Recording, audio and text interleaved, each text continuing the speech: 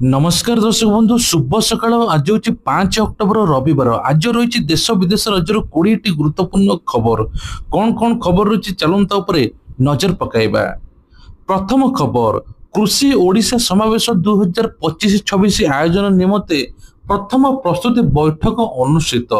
तेबे जनवरी मास 22 तारिख रु 24 तारिख जाए 3 दिन व्यापी कृषि ओडिशा समावेश उत्साह सहित पालन करा जिवो। एने कि मध्य बैठक निष्पत्ति अनुଯାयी चलित वर्ष ठारू प्रति वर्ष जनवरी मासरे ही एही दिन रे कृषि ओडिशा समावेश आयोजन करा जिवो। देश तथा राज्यर कोण अणुकोणरू बुद्धिजीवी सफल चाषी वैज्ञानिक कृषि उत्पादक माने जोग देबे। कृषि उद्योगी स्वयं सहायक गोष्ठी मिशन शक्ति सदस्य सदस्यଙ୍କ द्वारा 250 रु ऊर्ध्व स्टॉल प्रदर्शन करा जिवो एवं प्राय 10,000 ऊर्ध्व चाषी समावेश मध्य हेबो। दूर दूरांतरू आसुवा चाषी भाई भौणी रहिबा तथा आनुषंगिक व्यवस्था उपरे बैठक रे मध्य आलोचना करा जिवो।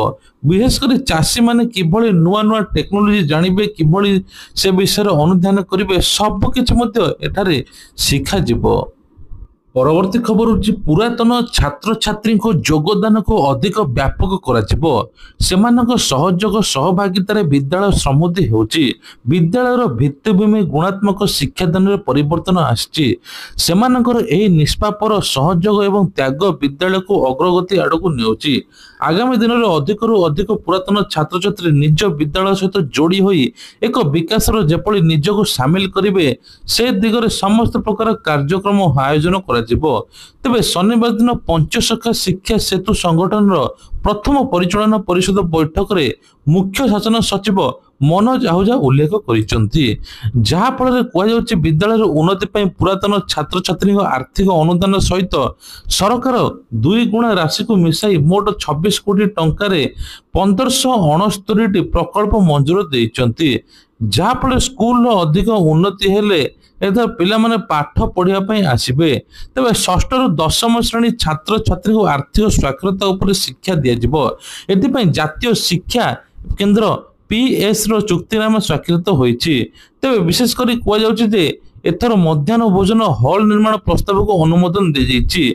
स्कूल पिला मानक किभଳି आर्थिक सहयोग दिया जिवो से नेकी मध्ये व्यापक व्यवस्था होची। पुरातन छात्र छात्री योगदान उपर गुरुत्वारोप मध्ये करिसंती गणशिक्षा विभाग। परवर्ती खबर, जोरिमाना नदेले टेका हेबो गाड़ी। ट्रैफिक नियम उल्लंघन कले एथर आउ निस्तार नाही। जोरिमाना नदेई बर्ती पारिबे नाही अमानिया। तेबे आग आसी बातिल हेबो। बारंबार ट्रैफिक नियम भांगिले गाड़ी को अधा रास्ता रे उठाई नेबो ट्रैफिक पुलिस।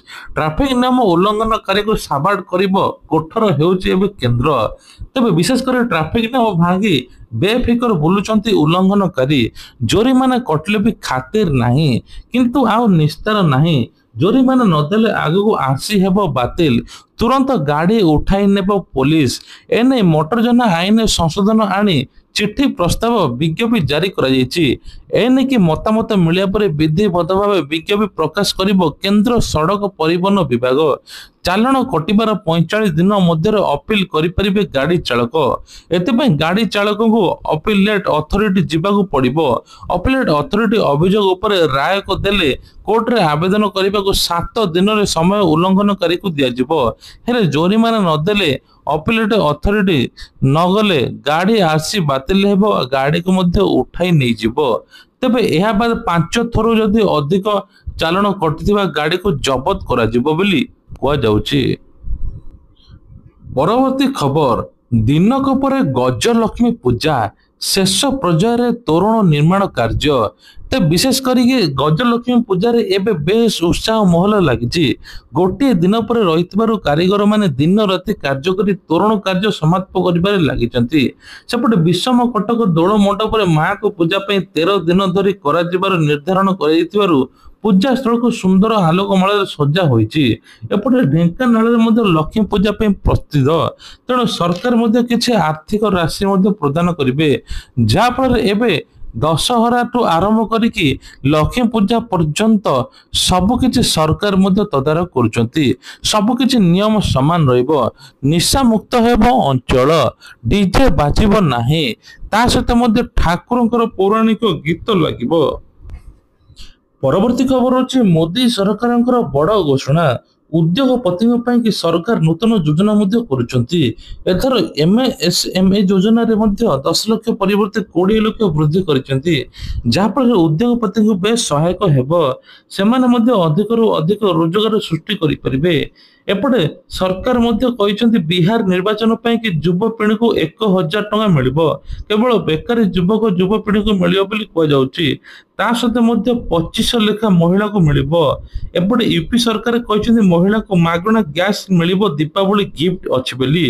ଉତ୍ତରପ୍ରଦେଶ ଯୋଗୀ ଆଦିତ୍ୟନାଥ ଏନେଇକି ବଡ଼ ଘୋଷଣା କରିଛନ୍ତି। ପରବର୍ତ୍ତୀ ଖବର ହଉଛି ପୋଲିସ ଏସ୍ଆଇ ନିଯୁକ୍ତିରେ କେଳେଙ୍କାରୀ ପ୍ରସଙ୍ଗ। ସୋମବାର ଦିନ ବିଜେଡିର ପ୍ରତିବାଦ ଶୋଭାଯାତ୍ରା।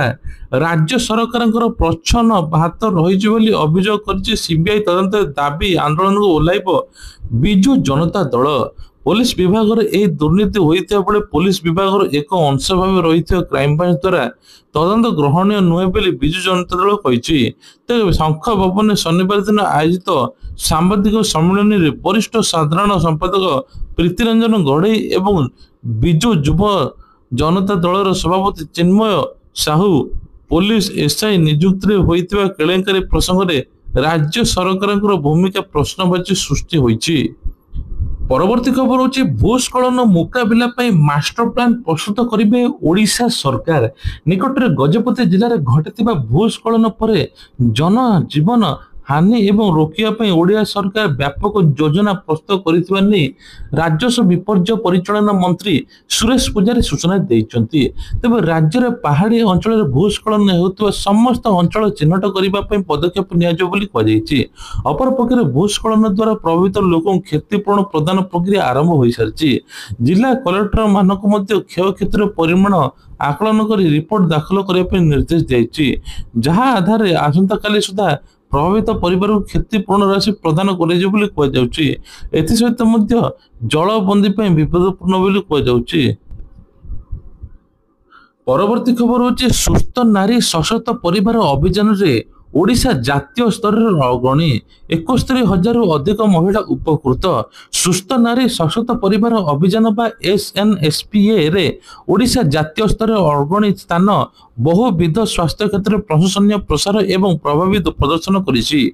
ମହିଳାଙ୍କ ସ୍ୱାସ୍ଥ୍ୟ ମାଧ୍ୟମରେ ପରିବାରକୁ ସଶକ୍ତ କରିବା ଲକ୍ଷ୍ୟରେ ଏହି ଅଭିଯାନ। ଅଂଶଗ୍ରହଣ ସ୍କ୍ରିନିଂ ସାମୁଦାୟିକ ସମ୍ପୃକ୍ତିର ମାନଦଣ୍ଡ ସ୍ଥାପନ ରହିଛି। ସେପ୍ଟେମ୍ବର 17ରୁ ଅକ୍ଟୋବର 2 ଯାଏଁ ଚାଲିଥିବା ଏହି ଅଭିଯାନରେ ସ୍ୱାସ୍ଥ୍ୟ ସେବା ଏବଂ ସଚେତନତା କରାଯାଇଥିଲା। ସମସ୍ତ ଗ୍ରାମୀଣ ଏବଂ ସହରାଞ୍ଚଳରେ ଆରୋଗ୍ୟ ପ୍ରାଥମିକ ଏବଂ ସାମୁଦାୟିକ କେନ୍ଦ୍ରରେ ମଧ୍ୟ 61,000ରୁ ଅଧିକ ସ୍ୱାସ୍ଥ୍ୟ ଶିବିର ଆୟୋଜନ କରାଯାଇଛି। ସ୍ୱାସ୍ଥ୍ୟ ଶିବିର ଆୟୋଜନରେ ଜାତୀୟ ସ୍ତରରେ ସମସ୍ତ ରାଜ୍ୟ ମଧ୍ୟରେ ଓଡ଼ିଶା ଚତୁର୍ଥ ସ୍ଥାନ ମଧ୍ୟ ପାଇଛି। ତା ସହିତ ମଧ୍ୟ ଏଥିରେ କୋଟି କୋଟି ମହିଳା ଉପକୃତ ହୋଇଛନ୍ତି। ମାଗଣା ସ୍ୱାସ୍ଥ୍ୟ ପରୀକ୍ଷା କରାଯାଇଛି। ପ୍ରମୁଖ ସ୍ୱାସ୍ଥ୍ୟ ପରୀକ୍ଷାରେ 12 ଲକ୍ଷ ରକ୍ତଚାପ ସ୍କ୍ରିନିଂ, 12 ଲକ୍ଷ ମଧୁମେହ ସ୍କ୍ରିନିଂ, 3.5 ଲକ୍ଷ ମୁଖ କର୍କଟ ସ୍କ୍ରିନିଂ ଏମିତି ବିଭିନ୍ନ ପରୀକ୍ଷା ସବୁ ମାଗଣାରେ କରାଯାଇଛି। ପ୍ରତିରୋଧକ ସ୍ୱାସ୍ଥ୍ୟ ସେବା ପାଇଁ ମହିଳାମାନଙ୍କୁ ସଂଗଠିତ କରିବା ଅଭିଯାନରେ ଓଡ଼ିଶା ସଫଳତାକୁ ଗୁରୁତ୍ୱ ଦିଆଯାଇଛି। ପରବର୍ତ୍ତୀ ଖବର ରହୁଛି ମାଡ଼ି ଆସୁଛି ବାତ୍ୟା ଶକ୍ତି। ମୌସୁମୀ ବିଦାୟ ନେବା ପରେ ଅନେକ ରାଜ୍ୟରେ ପ୍ରବଳ ବର୍ଷା ଜାରି ରହିଛି। ଭାରତୀୟ ପାଣିପାଗ ବିଭାଗ ଘୂର୍ଣ୍ଣିଝଡ଼ ଶକ୍ତି ପାଇଁ ସତର୍କତା ଜାରି କରିଛି। IMD ଅନୁଯାୟୀ ଅକ୍ଟୋବର 5ରୁ 7 ମଧ୍ୟରେ ମହାରାଷ୍ଟ୍ର ଜିଲ୍ଲାରେ ଶକ୍ତିର ପ୍ରଭାବ ଅନୁଭୂତ ହେବ। ବିଶେଷ କରି ମୁମ୍ବାଇ, ରାୟଗଡ଼ା, ରତ୍ନଗିରି, ପାଲାଘର, ସିନ୍ଧୁଦୁର୍ଗ ସମେତ ମହାରାଷ୍ଟ୍ର ଉପକୂଳବର୍ତ୍ତୀ ଜିଲ୍ଲାଗୁଡ଼ିକରେ ସତର୍କତା ଜାରି କରାଯାଇଛି। ଘୂର୍ଣ୍ଣିଝଡ଼ ଶକ୍ତି ଅକ୍ଟୋବର 5ରୁ 7 ମଧ୍ୟରେ ହେବ ବୋଲି କୁହାଯାଉଛି। ତେବେ ଘଣ୍ଟା ପ୍ରତି 45ରୁ 65 କିଲୋମିଟର ବେଗରେ ପବନ ବହିବ। ସେପଟେ ଓଡ଼ିଶାରେ ମଧ୍ୟ ପ୍ରବଳ ବର୍ଷା ଅଛି। ବିଶେଷ କରି 5, 6, 7 3 ଦିନ ଯାକ ଘରୁ ନ ବାହାରିବା ପାଇଁ କୁହାଯାଇଛି। 20ଟି ଜିଲ୍ଲାକୁ ୟେଲୋ ଆଲର୍ଟ କରିଛି ପାଣିପାଗ ବିଭାଗ। ମତ୍ସ୍ୟଜୀବୀଙ୍କୁ ସମୁଦ୍ରକୁ ଯିବା ପାଇଁ ବାରଣ କରିବା ସତ୍ତ୍ୱେ ତା ସହିତ ମଧ୍ୟ ତଳିଆ ଅଞ୍ଚଳକୁ ଖାଲି କରିବା ପାଇଁ କୁହାଯାଇଛି। ପରବର୍ତ୍ତୀ ଖବର ହେଉଛି ଜାତୀୟ ରାଜପଥରେ ନଗଦ ଅର୍ଥ ଦେବା ବନ୍ଦ, ଲାଗିବ 2 ଗୁଣା ଟୋଲ। ଫାସ୍ଟ୍ୟାଗ ୟୁପିଆଇକୁ ପ୍ରୋତ୍ସାହନ।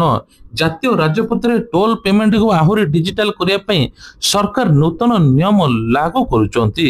ତେବେ କୁହାଯାଉଛି ଫାସ୍ଟ୍ୟାଗ ବିନା भाई नगद देय एवं महंगा हेबो जेतेबेले यूपीआई व्यवहार करी पेमेंट करबा पई कम शुल्क देबाकू पड़िबो। सड़क परिवहन राजपथ मंत्रालय अनुଯାयी 2008 जातीय राजपथ टोल नियम संशोधन कराइथिला। नूतन नियम नवेम्बर 15 2025 कार्यकारी हेबो। तेबे विशेष करी एही नियम अनुଯାयी जदि कौनसी गाड़ी फास्टैग बिना टोल प्लाजा दे जाए नगद देय करे तेबे ताकू 2 गुणा टोल फी देबा पई पड़िबो।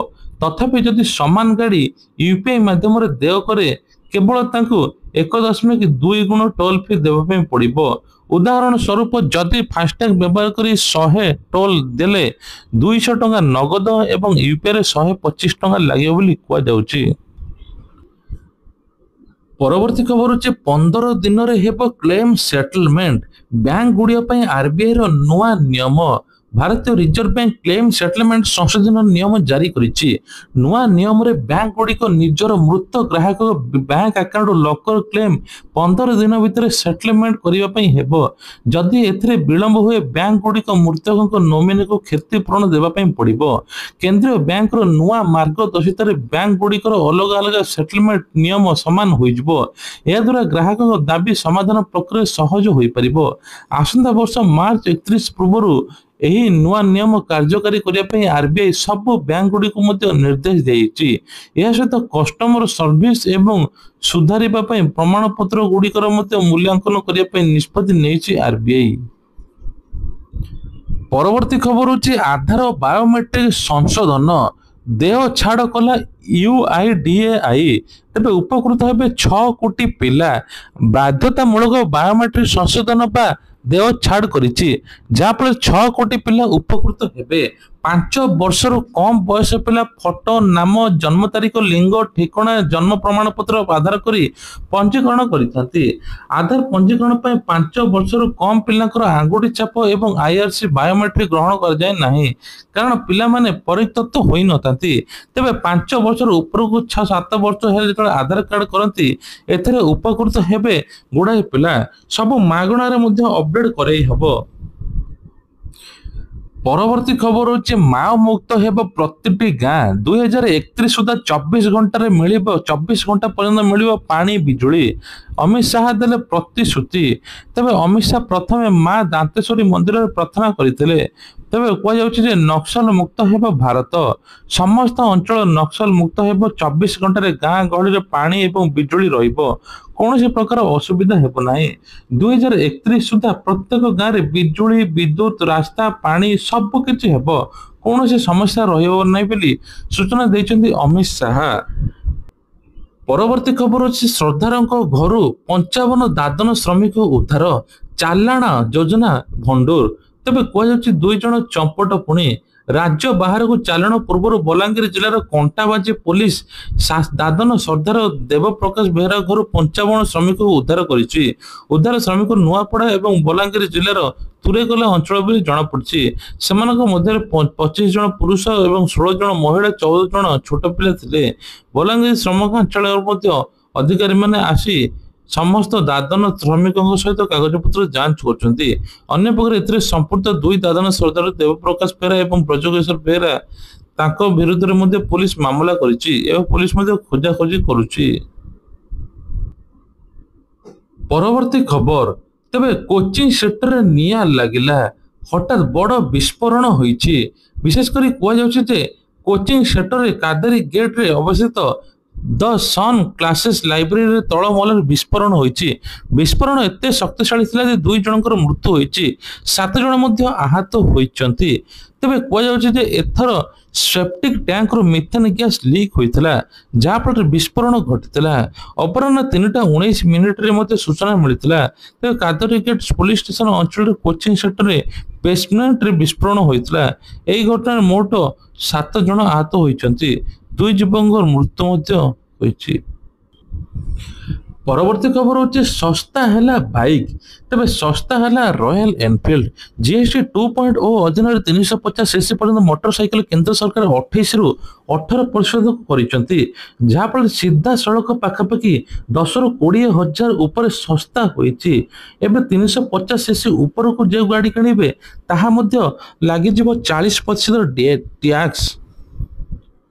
ପରବର୍ତ୍ତୀ ଖବର ହେଉଛି ସିରପ ତିଆରି କମ୍ପାନୀଙ୍କ ଉପରେ ସରକାରଙ୍କର କ୍ଲିନ୍ ଚିଟ୍।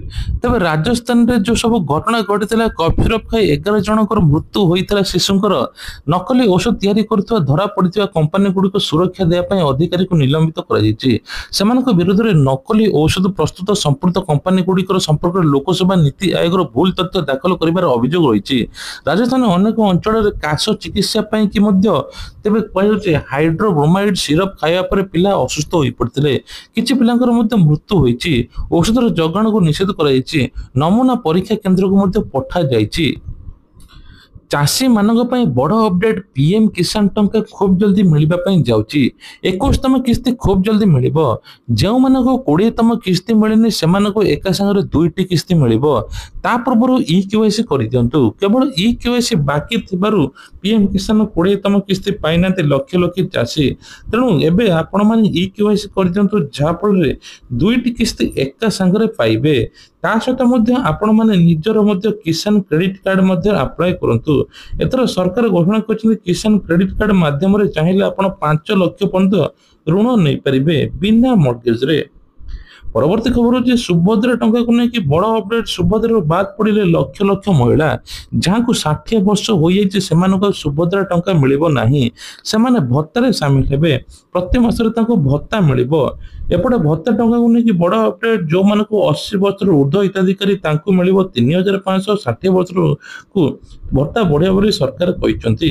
ପ୍ରତ୍ୟେକ ଅଙ୍ଗନବାଡି କର୍ମୀମାନେ ଭେରିଫିକେସନ କରିବେ। ପ୍ରକୃତ ଯୋଗ୍ୟ ହିତାଧିକାରୀ ଖୋଜି ପ୍ରତି ମାସରେ ଭତ୍ତା ଟଙ୍କା ଦିଆଯିବ ବୋଲି ଏପଟେ ସରକାର ମଧ୍ୟ କହିଛନ୍ତି। ତେବେ ଇଏ ଥିଲା ଆଜିର ଦେଶ ବିଦେଶ ରାଜ୍ୟର ଗୁରୁତ୍ୱପୂର୍ଣ୍ଣ ଖବର। ଖବରଟି ଭଲ ଲାଗିଥିଲେ ଭିଡ଼ିଓକୁ ଲାଇକ୍ କରିବା ସହିତ ଚ୍ୟାନେଲରେ ନୂଆ ଥିଲେ ସବସ୍କ୍ରାଇବ୍ କରିବା ପାଇଁ ଭୁଲିବେ ନାହିଁ। ଜୟ ଜଗନ୍ନାଥ।